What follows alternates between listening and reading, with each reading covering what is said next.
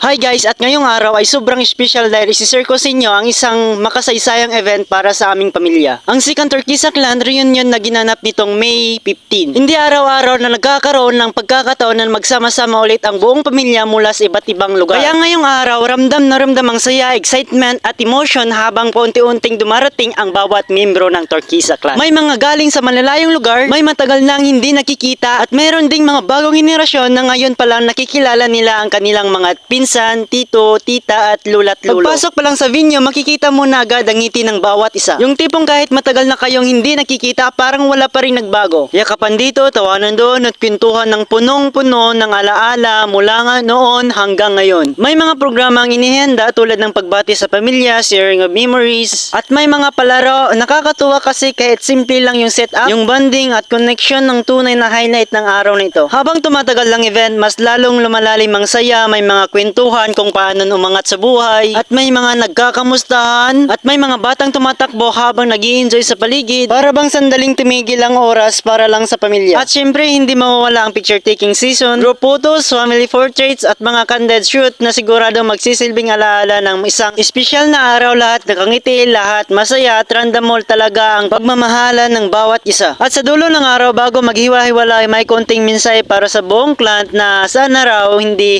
ito ang huli, kundi simula pa lang ng mas madalas na pagkikita-kita. Dahil ang pamilya kahit anong mangyari dapat pinapalakas at pinapahalagahan. Ang Second Turkisa Clan Reunion ay hindi lang simpleng pagtitipon, nito ay paalala na kahit gaano tayo kabisi sa buhay, may mga taong uwian at pamilya na laging nandyan. Maraming salamat sa lahat ng dumalo at naging parte ng araw na ito. Hanggang sa susunod na reunion Turkisa Clan, ingat kayo palagi.